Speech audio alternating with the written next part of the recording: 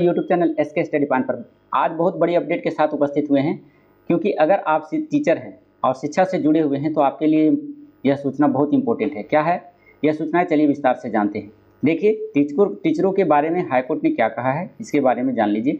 देनी होगी सक्षमता परीक्षा, नियम से अगर नहीं चलती हैं तो छोड़ दें नौकरी, ऐसा कहा गया है सुप्रीम कोर्ट के द्वारा। देखिए, नियोजित शिक्षकों को सुप्रीम कोर्ट से बड़ा झटका दिया गया है। क्या है झटका? देख लीजिए, सुप्रीम कोर्ट ने बिहार के सरकारी स्कूलों में पढ़ाने वाले नियोजित शिक्षकों को बड़ा झटका देते हुए स्पष्ट किया कि सरकार के नियमों के अनुसार नियोजित शिक्षकों को सक्षमता परीक्षा देनी होगी। साफ यहाँ कहा गया है कि आप टीचर हैं तो आपको सक्षमता जो परीक्षा होती है उससे गुजरना होगा, उसको पास करना होगा। यदि वे नियम के अनुसार नहीं चलते हैं तो उन्हें नौकरी छोड़ देनी चाहिए।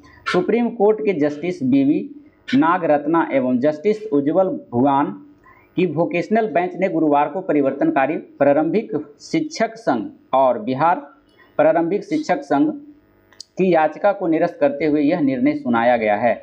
इससे पहले हुआ था कि हाईकोर्ट में भी शिक्षक के द्वारा कुछ शिक्षकों के द्वारा अपील की गई थी कि हमें शिक्षा जो सक्षमता परीक्षा है उसको ख़त्म कर दिया जाए, नहीं लिया जाए, लेकिन हाईकोर्ट भी उसे क्या कर दिया, खारिज कर दिया। उसके बाद सुप्रीम कोर्ट में मामला उठाया गया है शिक्षकों के माध्यम से, लेकिन सुप्रीम कोर्ट यह साफ कह दिया है कि अगर आपको टीचर रहना है बिहार में तो सक्षमता परीक्षा पास करनी होगी, अगर नियम से नहीं चलती हैं तो छोड़ दें नौकरी।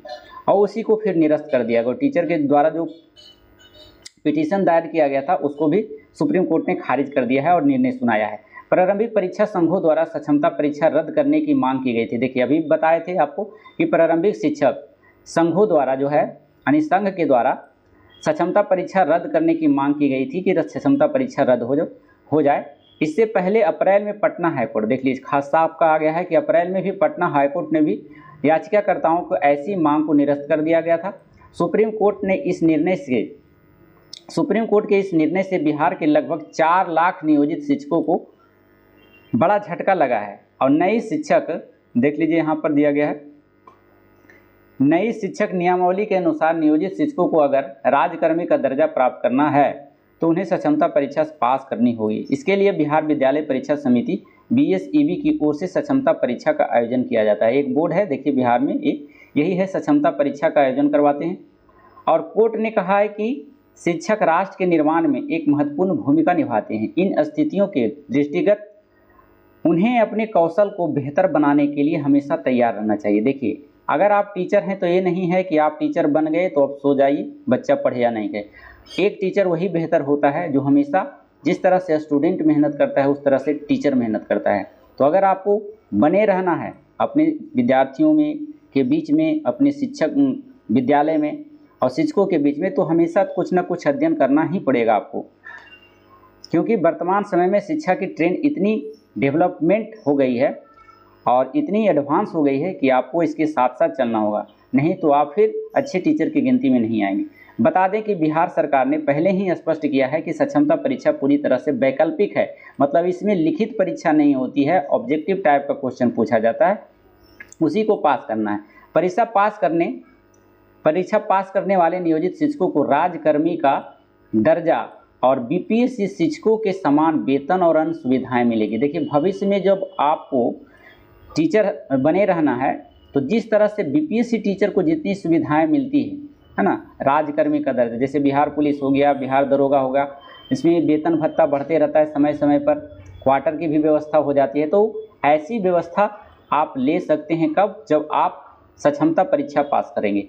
साथ ही साथ इसमें कहा गया है, देख लीजिए, टीचर से ही संबंधित है, ऑनलाइन से संबंधित टीचर, जो आपका एक शिक्षा पोर्टल था उस पर आपका उपस्थिति बनाना है, उसके बारे में भी जान लीजिए। आप विद्यालय टीचर हैं तो आपके लिए इम्पोर्टेंट है इस सूचना है। देख लीजिए, यहाँ से एक सूचना और है, इसी में ऑनलाइन उपस्थिति नहीं बनाने वाले शिक्षकों को नहीं मिलेगा वेतन, ये भी इसमें इंक्लूड है।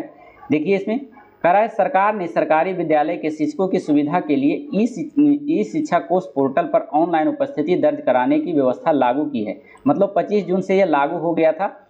तो जो टीचर इस पर है, जो अपनी अटेंडेंस नहीं बनाते हैं, उसका पेमेंट रोक दिया जाएगा। इसमें ही कहा गया है कि मगर इससे ज़्यादा शिक्षकों की दिलचस्पी नहीं दिख रही है, यानी जितने भी टीचर है, तो कोई भी टीचर है जो अटेंडेंस है जो इस शिक्षा कोष पोर्टल पर नहीं बना रहे हैं, इसमें है जो सुस्त पड़ गए हैं, तो ऐसे शिक्षकों को आग्रह करते हुए शिक्षा विभाग ने गुरुवार को सभी जिलों को निर्देश दिया कि ऑनलाइन उपस्थिति नहीं बनाने वाले शिक्षकों को वेतन भुगतान नहीं होगा, मतलब आपका पेमेंट रोक दिया जाएगा। तो इससे है बेहतर कि आप अपने, इसमें कुछ नहीं करना होता है, आप जाके प्ले स्टोर से डाउनलोड कर करके अपना उपस्थिति दर्ज करा दीजिए। उन्हीं शिक्षकों के वेतन भुगतान की अनुशंसा की जाएगी जिनकी ऑनलाइन उपस्थिति ई शिक्षा कोष पोर्टल पर दर्ज होगी। ऑनलाइन उपस्थिति को लेकर शिक्षकों की होने वाली समस्याओं का निराकरण किया जाएगा। इसके लिए जिला स्तर पर मॉनिटरिंग सेल का भी गठन होगा। ऑनलाइन उपस्थिति का ट्रायल मंगलवार से चल रहा है। हम बताए थे आपको कि 25 जून से ही चल रहा है इसका। तो ये सूचना आपके लिए है जो टीचर संबंधित है, जो सरकारी नौकरी करते हैं बिहार में, तो उसी के रिगार्डिंग ये था और साथ में सक्षमता परीक्षा को लेकर था। तो कैसी लगा सूचना? आपको इस सूचना के बारे में अगर अच्छा लगा, हमारे वीडियो पर आप नए हैं, हमारा वीडियो आपको अच्छा लगता है, सूचनाएं इन्फॉर्मेशन लगता है, इन्फॉर्मेटिव लगता है, तो आप हमारे चैनल को है सब्सक्राइब कर सकते हैं, लाइक कर सकते हैं और अपने दोस्तों के पास शेयर भी कर सकते हैं ताकि उनको भी इसका बेनिफिट मिल जाए, उनसे भी जानकारी मिल जाए। तो फिर ऐसी सूचनाओं के साथ मिलते हैं अगले वीडियो में। जब तक के लिए धन्यवाद। Thank you so much. Thank you for watching.